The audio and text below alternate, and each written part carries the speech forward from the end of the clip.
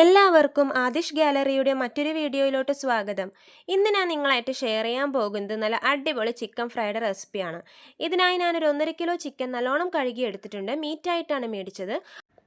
പിന്നെ ഒരു 2 കഷ്ണം ഇഞ്ചി, 7-8 വെളുത്തുള്ളി, അതേപോലെ തന്നെ ഉള്ളി, ഇതെല്ലാം നല്ലോണം നമുക്ക് കഴുകി പേസ്റ്റാക്കി അരച്ചെടുക്കാം.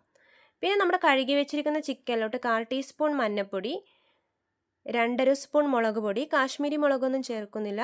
പിന്നെ ഗരം മസാല ഞാനൊരു 1/2 ടീസ്പൂൺ ചേർക്കുന്നുണ്ട്. പിന്നെ കുരുമുളക് പൊടി ഒരു 3 ടേബിൾ സ്പൂണാണ് ഞാൻ ചേർക്കുന്നത്. പിന്നെ ചിക്കൻ മസാലയും കൂടി നമുക്ക് ചേർക്കാം.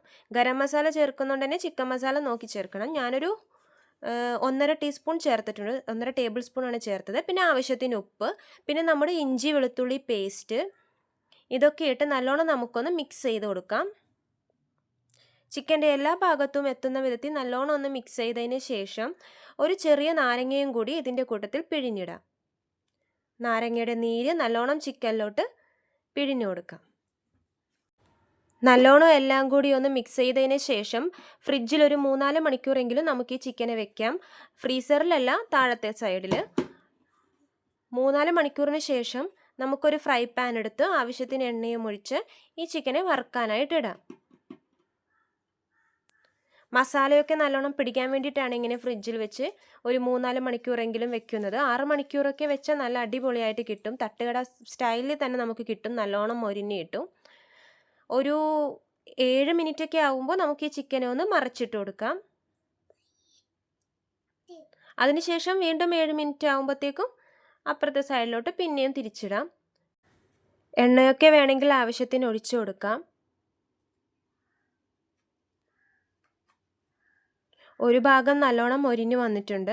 ഇനി നമുക്ക് അതുപോലെ തന്നെ അപ്പുറത്തെ ഭാഗവും ഫ്രൈ ചെയ്തെടുക്കാം.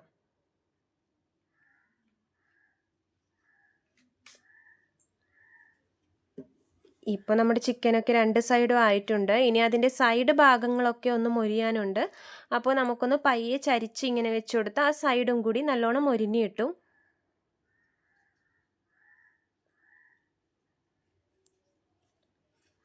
കണ്ടോ? ഇതുപോലെ ഒന്ന് ചരിച്ചു കൊടുത്താൽ മതി.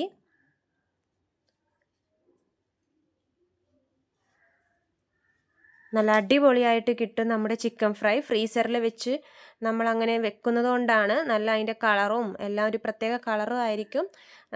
മസാലയൊക്കെ ചേർന്നുകൊണ്ട് നല്ല അടിപൊളി ടേസ്റ്റും ആയിരിക്കും. അപ്പോൾ ഇത്രയേ ഉള്ളൂ നമ്മുടെ ഇന്നത്തെ വീഡിയോ. ഇഷ്ടമായെങ്കിൽ എല്ലാവരും ലൈക്ക് ചെയ്യുക, നമ്മുടെ ചാനൽ സബ്സ്ക്രൈബ് ചെയ്യുക. നാളെ നമുക്ക് മറ്റൊരു വീഡിയോയുമായി കാണാം. എല്ലാവർക്കും നന്ദി.